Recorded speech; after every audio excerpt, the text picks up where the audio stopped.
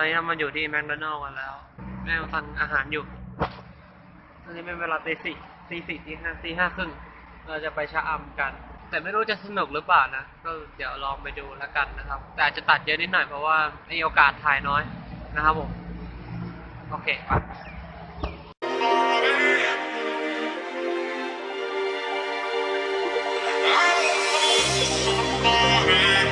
จริงนะเราอิ่มแล้วอะพ่อเขาบอกเขาหิวข้าวเลยมันนี่แม่เราก็ยังถ่ายรูปอยู่ถูกนะกลัว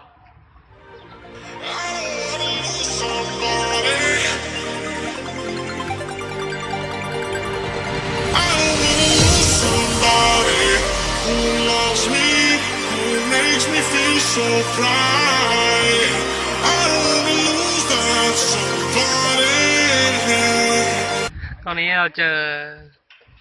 แกะที่หลอกตัวเองว่าเป็นลิงนะฮะแล้วก็แมวที่หลอกตัวเองว่าเป็นลิงเหมือนกันนะแล้วก็เจอหมาด้านในที่หลอกตัวเองว่าเป็นลิงซึ่งถ้าสิ่งมีชีวิตนอกเหนือจากนี้ที่อยู่แถวนี้นะฮะมันก็จะหลอกตัวเองว่าเป็นลิงเจอแมวที่หลอกตัวเองว่าเป็นลิง2 ตัว 3 ตัวน่ารักมีอาหารมาด้วย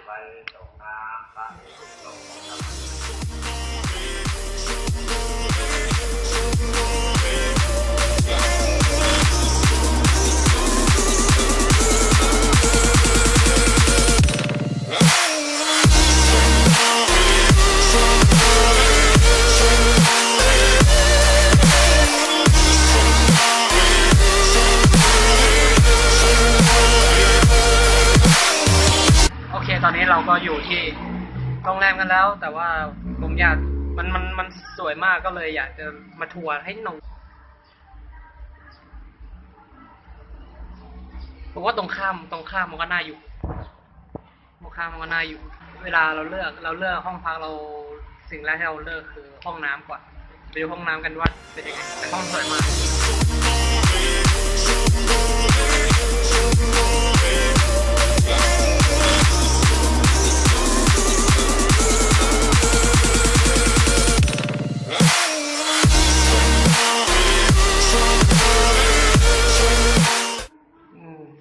ไม่ได้สักโคมันต้อง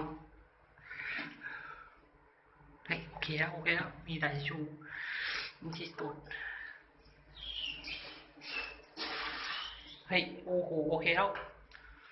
ความแรงเท่านี้แหละมาตรฐาน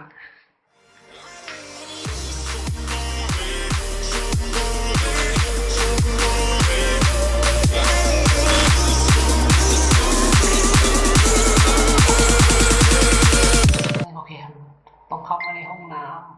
ำเพราะว่าทางนอกเราถ่ายไม่ได้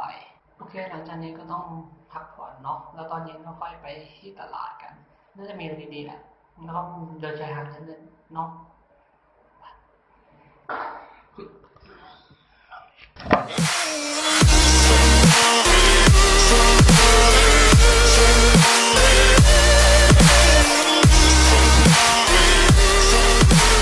โอ้โห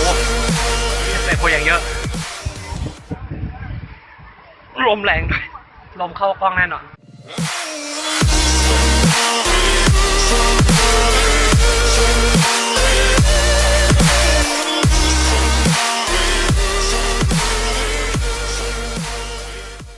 แต่ว่าเราชอบทะเลไหมเราชอบทะเลแต่ว่าทะเลตรงนี้มันหินเยอะมากอ่ะได้ยินเราปะเนี่ย ลมมันแรงมากเรากลัวลมมันตีใหม่ลมมันสบายหายเครียดนะหายเครียดอะไรหลายอย่างที่ผมบ่นไว้ผมไม่ค่อยออกจากบ้านเนี่ยก็ได้ออกแล้วนะหลังจากนี้ก็ขอดื่มด่ำกับธรรมชาติดีกว่า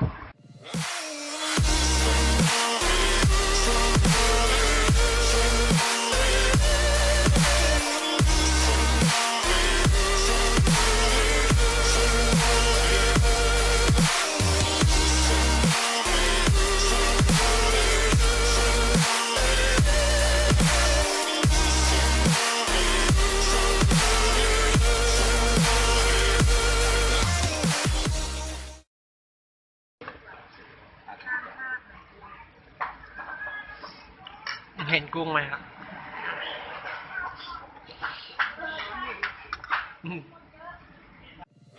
ปั่นจักรยานกันมา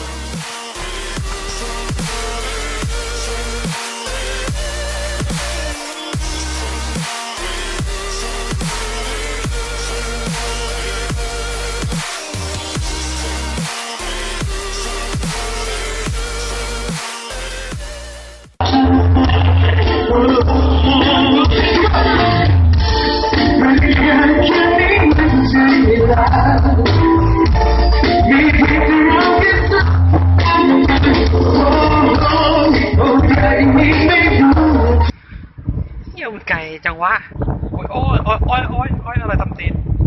เมื่อไหร่จะถึงวันนี้ลมก็แรงอยู่